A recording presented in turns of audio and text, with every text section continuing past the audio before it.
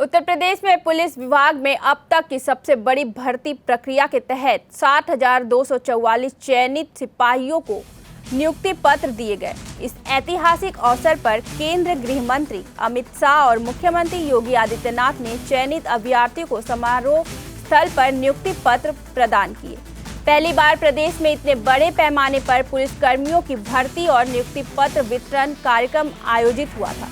इस भर्ती प्रक्रिया को पूरी तरह पारदर्शी और तकनीकी नवाचारों के साथ संपन्न किया गया, जिसमें 48,196 पुरुष और 12,048 महिलाएं अभ्यर्थी शामिल रहे। इस भर्ती पर उत्तर प्रदेश के डिप्टी सीएम केशव प्रसाद मौर्य कहते हैं कि उत्तर प्रदेश के इतिहास में यह पहली बार है जब इतने युवाओं को उत्तर प्रदेश पुलिस में शामिल होने का मौका मिला है। केंद्रीय गृह मंत्री अमित शाह ने पहली बार नई भर्तियों को नियुक्ति पत्र वितरण किए। युवाओं को विश्वास है कि यूपी में भ्रष्टाचार मुक्त तरीके से योग्यता के आधार पर नौकरियां दी जाएंगी।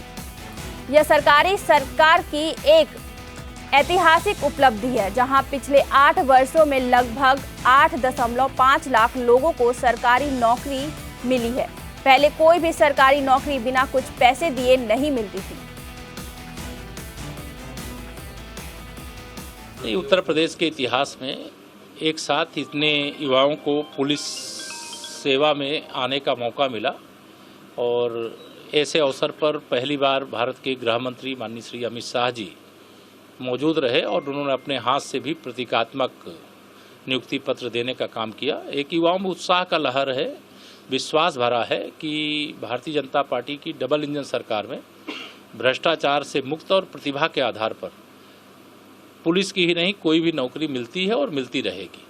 और ये हमारी सरकार की ऐतिहासिक उपलब्धि है, जिसमें लगभग 8.5 लाख लोगों को 8 साल में हम लोगों ने सरकारी नौकरी दिया है और अलग अलग क्षेत्रों में रोजगार तो करोड़ों दिए गए हैं।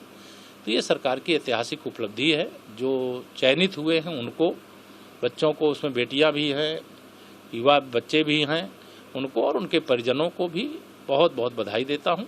उनके उज्जवल भविष्य की कामना करता हूँ।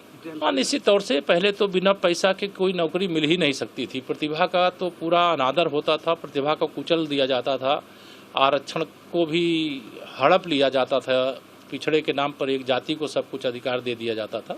लेकिन अब ये बदलाव है कि जो प्रतिभाशाली है और अगर वो एससी है तो उसको एससी कोटे में, एससी को मतलब कोई भी जाति का, ओबीसी माने एक जाति नहीं सभी जाति के, और जो सामान्य वर्ग के गरीब हैं उन गरीबों में से भी सभी को अवसर यह देने का काम जो सरकार ने एक दृढ़ इच्छा शक्ति का परिचय दिया, ये बड़ी उपलब्धि है।